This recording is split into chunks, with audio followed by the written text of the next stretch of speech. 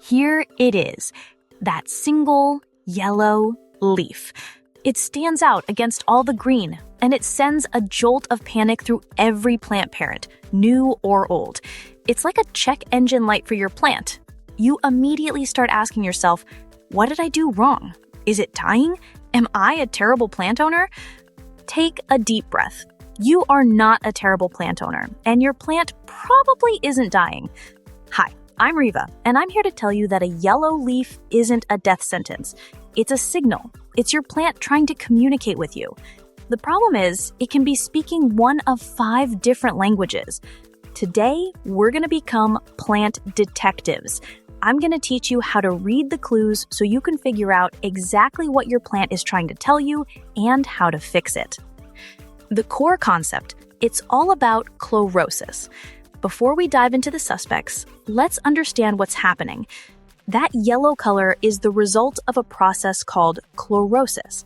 It's when the leaf stops producing chlorophyll, which is the green pigment responsible for photosynthesis.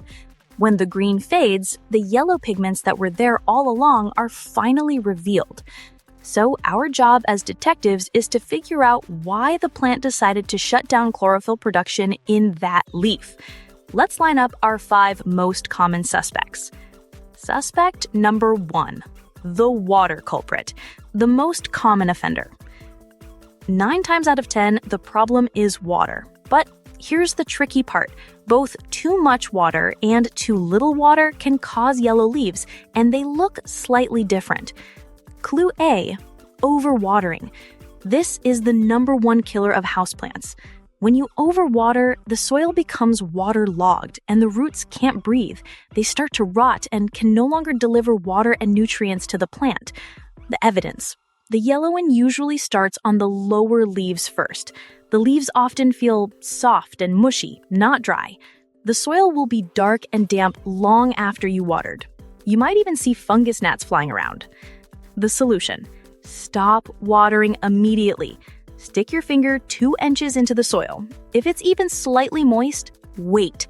Let the soil dry out significantly. Make sure your pot has a drainage hole. If it doesn't, you need to repot it, or this will happen again. Clue B, underwatering. When a plant doesn't get enough water, it has to make a tough choice. To conserve resources for new growth, it will start sacrificing its older leaves. The evidence. The leaves will feel dry and crispy, not soft. The yellowing might be more uniform across the whole plant, not just at the bottom. The tips and edges might turn brown and curl. The soil will be bone dry and may have pulled away from the sides of the pot.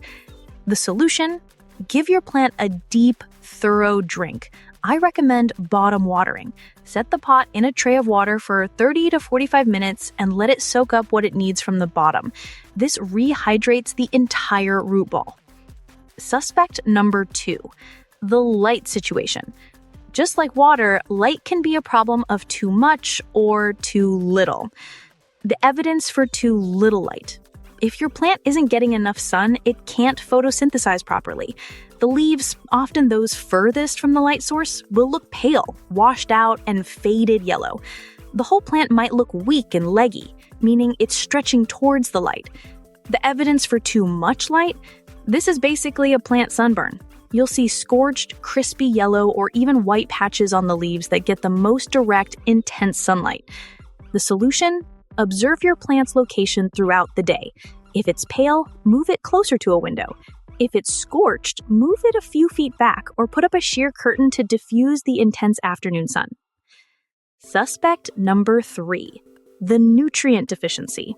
Your plant is a living thing, and it needs to eat. If your plant has been in the same soil for a long time, it may have used up all the available nutrients. The evidence. A nitrogen deficiency is the most common. It often looks like overwatering, with the oldest, lowest leaves turning yellow first. This is because nitrogen is a mobile nutrient, so the plant will pull it from the old leaves to feed the new growth. The solution? If you haven't fertilized in a long time, or ever, it's time to start. Use a balanced, all-purpose houseplant fertilizer and follow the directions on the package. Only fertilize during the growing season, spring and summer. Suspect number 4, the pest invasion. Sometimes the culprit is a tiny, unwanted guest. Pests like spider mites and aphids feed by sucking the sap out of your plant's leaves. The evidence is, instead of the whole leaf turning yellow, you'll see a stippled or patchy yellowing pattern. Get up close and personal. Check the undersides of the leaves. Do you see fine, delicate webbing? That's spider mites. Tiny green or black dots? Those could be aphids. The solution? Isolate the plant to prevent the pests from spreading. You can often wipe them off with a damp cloth or treat the plant with a gentle insecticidal soap or neem oil spray. And now for our final suspect, the one that's actually innocent. Sometimes a yellow leaf is not a problem at all. The evidence. It's just one or two of the oldest leaves at the very bottom of the plant turning yellow and eventually dropping off. Meanwhile, the rest of the plant looks vibrant, healthy, and is actively putting out new green growth at the top. The solution? Do nothing. This is a completely normal part of the plant's life cycle. It's shedding old leaves to redirect its energy to new growth. Simply snip off the yellow leaf once it comes off easily and celebrate the new growth on your happy plant. So let's recap our detective checklist. When you see a yellow leaf, don't panic. Ask yourself, water. Is the leaf soft or crispy? How does the soil feel? Light. Where is the yellowing? Is it pale or scorched? Nutrients. When was the last time I fertilized? Is the yellowing starting at the bottom? Pests. Are there any spots, speckles, or webbing on the undersides of the leaves? Aging. Is it just the oldest leaf while the rest of the plant is thriving? By looking for these patterns, you can stop guessing and start understanding what your plants truly need. I would love to know, what was your aha moment from this guide? Based on these clues, what do you think is causing the yellow leaves on your plant? Share your detective work in the comments below. If this video helped you solve your plant mystery, a thumbs up would be amazing. And be sure to subscribe for more tips to help you become a more confident and happy plant parent.